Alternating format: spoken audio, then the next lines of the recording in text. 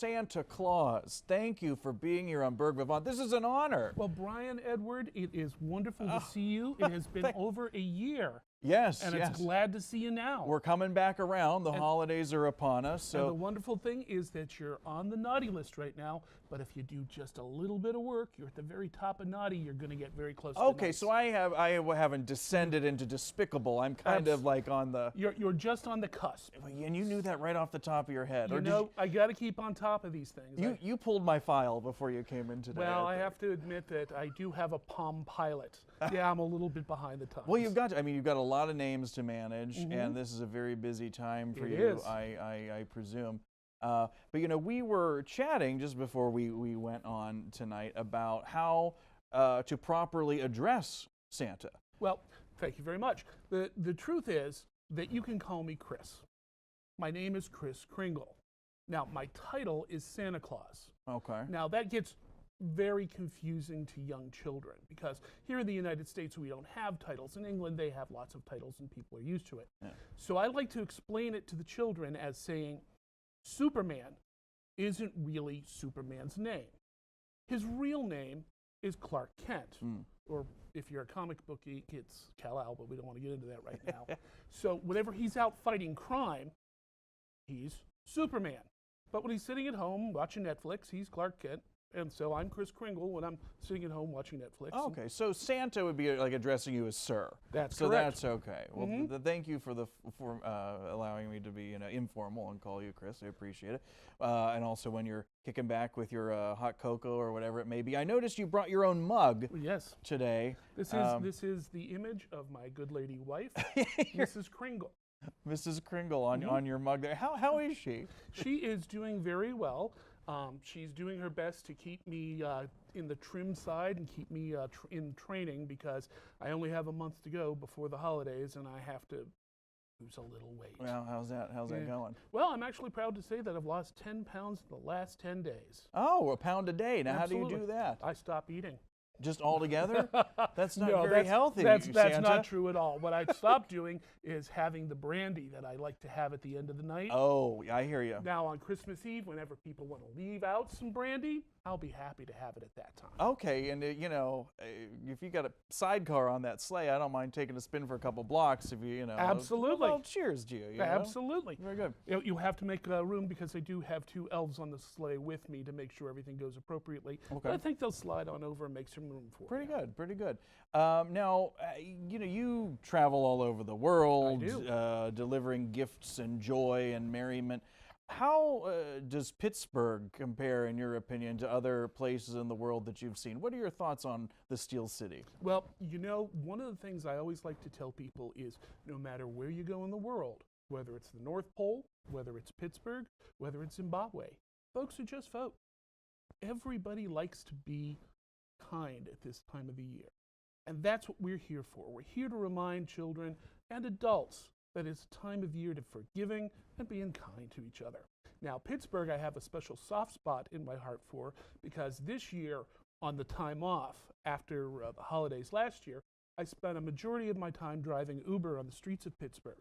It was a great way to get to know who's naughty and nice. Sort of like a recon mission. Absolutely. Yeah, okay. And it gives me something to do because if all I do is sit up in the North Pole, it gets awfully boring. But I get to come out, meet some folks, met some wonderful children when I was driving around the streets of Pittsburgh, taking them out to the airport and back. It was a wonderful time. So what is your off-season attire like? I mean, you don't wear this year-round. Oh, no, right? it would be way too hot. So you just kind of maybe like a Steelers jersey and, you know, shorts in the summer? Well, I don't want to show partiality to one team or another because come on. No, I'm really, during the summer, I'm just a shorts and t-shirt kind of guy. All right.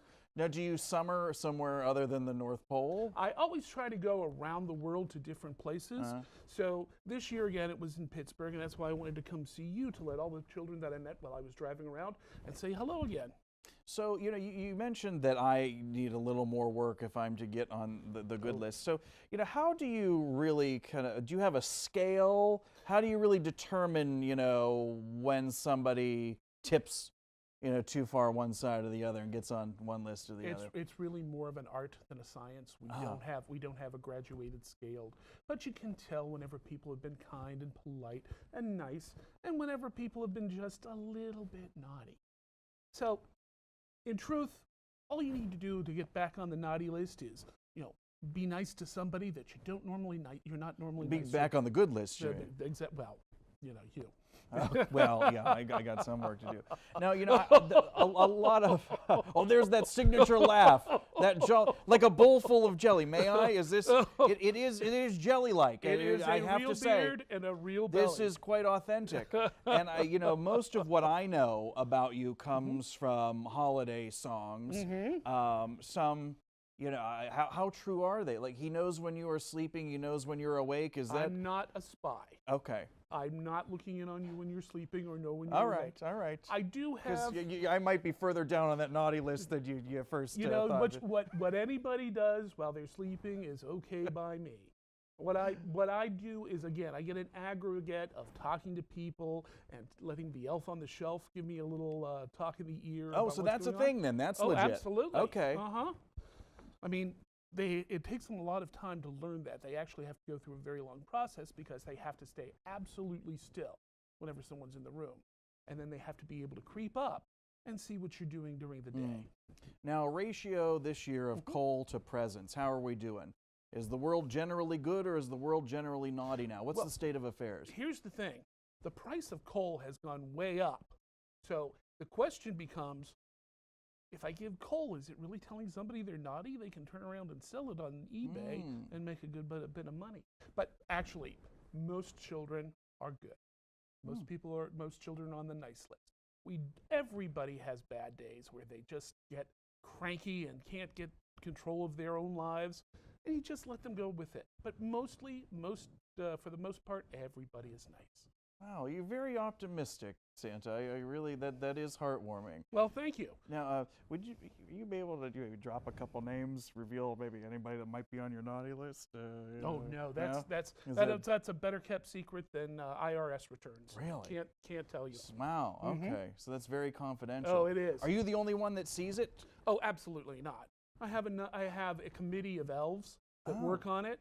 But they're sworn to secrecy, and if an elf tells you they're going to keep a secret, they keep it. Oh, okay. Well, I didn't know that about elves. That's great.